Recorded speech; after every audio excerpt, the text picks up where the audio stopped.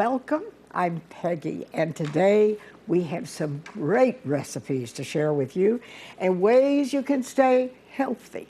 And Marie Heglar is here with me from Clemson University, and she is a food safety and nutrition agent. And I thank you, Marie, for coming, sharing your talent with us. And she has brought this beautiful folder. It looks like a work of art. And inside we have baked French toast with blueberries and pecans. And it's a big recipe that you could feed guests, a big family, whatever. And then she has chicken and vegetable casserole. And this, we're always looking for something new and different. We get tired of the same old things. That's right. But fruits and vegetables are always important. That's right. And these particular recipes use frozen fruits and vegetables. And I mean, you could definitely use fresh because fresh is best. But if, you know, it's frozen is more readily available during this time of year. Also, it can be more affordable. So it's a way to get more fruits and vegetables in your diet without having to pay a lot, or if you can't find that certain ingredient fresh now during this time of year. And sometimes it's a time thing as well. If you're really rushed, exactly. the frozen, you can just pull it out. Yeah, it's just there, so you can, you know. So yeah, always keep some on hand. That's a good idea. Okay, so now how are you going to do the French toast first? I'm going to do the French toast first, which I love breakfast, and this is probably one of my favorite things to make and eat. And I make it lots of times for my friends. If we're going to a cabin for the weekend, I'll make it ahead of time. So both of these recipes you can make ahead of time. Oh, that's pop wonderful. in the refrigerator. When you want it, pop it out and bake it. So we're going to start making the, I guess, filling for the French toast or the custard or whatever you want to call it. That's going to soak up this French bread. I started off cracking 3 eggs, but we need 5. So I'm going to crack a couple more. Okay. And I see you've used the real nice French bread. Yes. But you can use whatever kind of bread. I mean, I would definitely choose a dense bread. I wouldn't use loaf bread because that's just going to disintegrate the... Let me come to your aid. Oh, thank you, ma'am. And then, after we put some eggs in the bowl, we're going to add 2 cups of milk.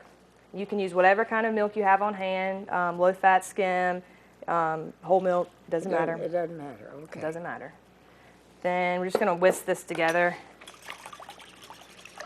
So that's 5 eggs and 2 cups of milk. Exactly. So yeah, you would want to choose, you could use a sourdough bread, you could use Cuban bread, anything. Go to your bakery section of your grocery store, pick a nice loaf of bread, just something that's gonna, and you might want to even choose day-old bread. Sometimes that's on sale. You can run, and that works perfect for this dish. Oh, that's something to know, because French bread, you know, you've got to eat it right away if it's going to be good. So you can let that sit for a day and then chop it up. Okay. We're going to add 1/4 of a cup of granulated sugar, just regular sugar. Just going to add a little sweetness. Well, these are things that you would have on hand. Exactly.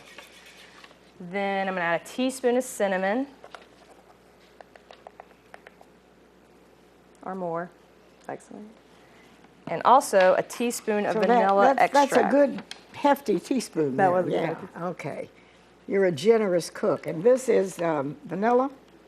Vanilla. And I kind of add that to my liking as well. But in general. So it's 1 teaspoon each of cinnamon and vanilla. Okay.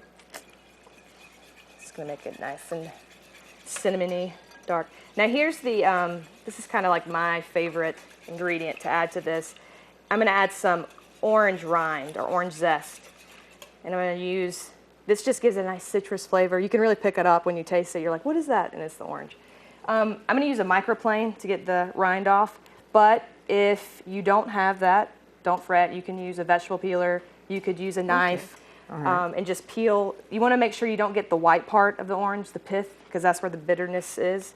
So you're just going to, I use practically a whole orange. And it's just going to.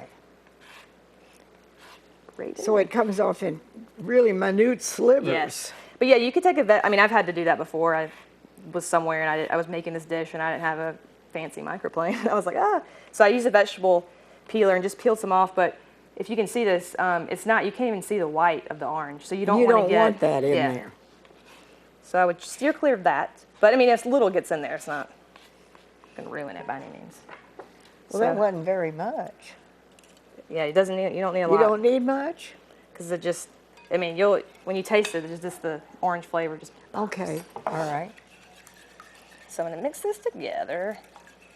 So you really, what would you say that would be like a half a teaspoon or something, wouldn't it? Yeah, it could, about a half a teaspoon. I think I did put a measurement in Well, there. let me see But here. I just usually use just a, Well, it says, I don't see it on here. 1 teaspoon of Yeah. orange zest. So you kind of guessed at that. And a little bit less, a little bit more, it really wouldn't matter. and if you want to do lemon, you could do lemon. Lemon would be nice in this. Okay. Now I'm just gonna chop up this bread into like about And 1 you inch see, cubes. this is a very nice, large casserole, so that this would serve a hearty group of people. You know, you have a big family, or if you're having guests. I couldn't think of anything nicer. It's different. It's different. It's a crowd pleaser too, or at least most of the people I've served, they've always gone back for seconds, sometimes thirds. I'm also speaking of myself. That happens. And I've made this for dinner before, last week actually. For dinner? Precise, yeah. Okay, well, Well, I love breakfast, so I sometimes you make. have all your nutritional things in there, so That's why right. not? Bread, fruit, protein. You got pecans. So I'm gonna start adding this, and I'm gonna add it to this bowl. So I'm gonna kind Okay. of toss it in there. So if you want Okay. to take this spatula for me, and as I add it in there, if you want to just gently toss the bread around, because you're trying to soak up all of that egg and You milk. want to kind of coat the bread, in other words, with the eggs. Exactly. And this, you can let it sit to, I think, like up to an hour. I mean, you could let it sit overnight. And just, it will Wouldn't it just be soak up. awfully soggy if you let it sit overnight? You would think, but I've let it sit overnight before, and it's, because once you bake it, kind of just, it is sort of a moist dish in general, but it won't be like that. But the top of it will be nice and crispy. The sides of it will be crispy. So it is kind of like your French toast, how you have a All right, nice now crust. did I do that all right? You did it perfectly. Does that meet with your approval? That means Okay. that's perfect. I'm gonna add some more though. Oh, more? Yes. Gotta fill up Okay. that dish. All right. I'll make room for it. All right. And then, I love something, though, that you can do in advance. yes, me too. It's so you said this would serve about 6 people. I would think it would, you know. It could serve more than that probably. And what do you, when you serve this, what do you serve with it? Well, I sometimes make bacon with it. You can make whatever breakfast meat you like. You could also just have like you could serve it with yogurt and some fruit. That would be nice. Yeah. Really, it's a standalone dish. You could just You don't need a lot of serve other it as stuff is, with and it. people would be happy, I feel like. But yeah, Okay. I made bacon with it, and I actually put a little brown sugar on the bacon, so it was nice and sweet. I don't know if I can get this all in there. or That's not. fine, because when we pour it in You're there, going to it'll dump the just, rest of it? Okay. I'm gonna just pour it in there, Okay. and then it's gonna, All right. all the egg mixture will end up soaking into So the now bread. you're going to spray the pan. I'm gonna turn around so I don't spray Okay. anybody else. All right. Okay. Well, I guess most of it got in there. We And so hope yeah, so. you can let this. You could go ahead Okay. and bake it as is. I kind of suggest letting it sit for a little while, like an Okay. hour in the fridge. Yeah. But you can go ahead and bake this. For our purposes here, we're going to bake it right now. But if you were making it at home, you suggest people let it sit for a little while. I do. All right. Put this in here. And then I'm just going to spread this out. Because it's going to soak up over while you let it sit for a little while. It'll start soaking that in. You can see the little orange peels. There's one over throughout. there that didn't get much. There, that's got it. Okay. All right. Make sure you get. All right. So, Okay.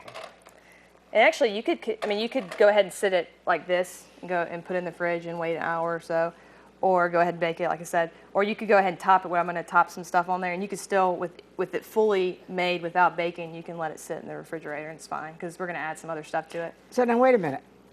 if somebody at home wants to do this and they're having company, Okay. or they're having, out of town people, anything, I'm going to have a really nice breakfast.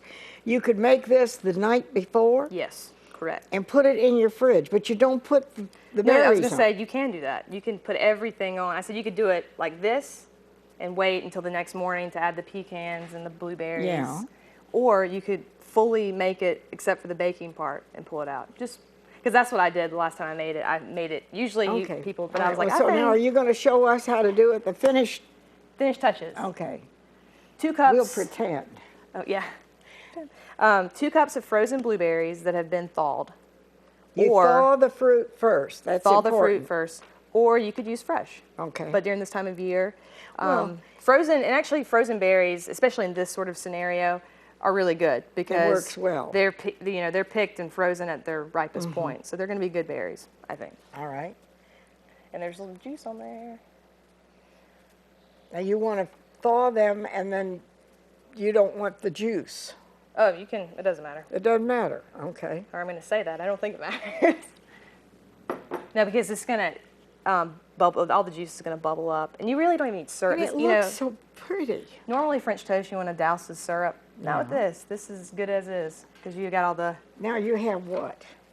a cup of chopped pecans. Okay. And that was 2 cups of frozen blueberries. Okay. And then 1 cup of chopped pecans, just sprinkled on top. Oh, this, and it looks so pretty. It looks like company. It does. Looks like you slaved for hours. Now what? But don't tell them you didn't. 2 tablespoons of brown sugar And then and of some course, melted butter. butter. Yeah. The So magical we ingredient. have 1/4 cup of milk. Now, do you use real butter, or what do you put up I use real butter. for this? Yeah. I use unsalted butter as well. But yeah. I mean, you could use whatever. I mean, butter. But the butter makes it better. Butter makes it better. That's the real right. thing.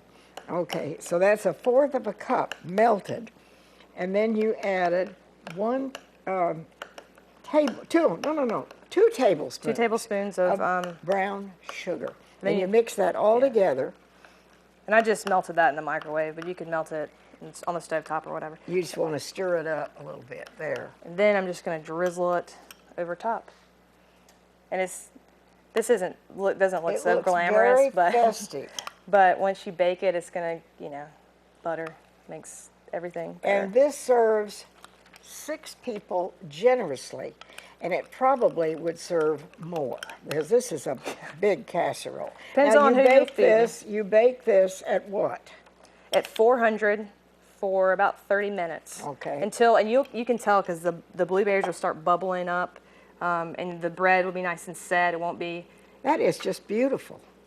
That's very impressive, So look, this is from Clemson and from Marie Heglar. It's a beautiful folder. It's free. And if you would like this folder, please send us a self-addressed stamped envelope. Saves us a lot of time. And we need the number. And the number is 829. And we'll just be so happy to share this with you right away. And send it to the Peggy Denny Show, Post Office Box 1616, Greenville, South Carolina, 29602. And we'll be delighted to hear from you and to share with you. Now we're going to go to a quick break, and Marie has another chicken and vegetable recipe. So she's getting us all ready to have fun in the kitchen and do something good.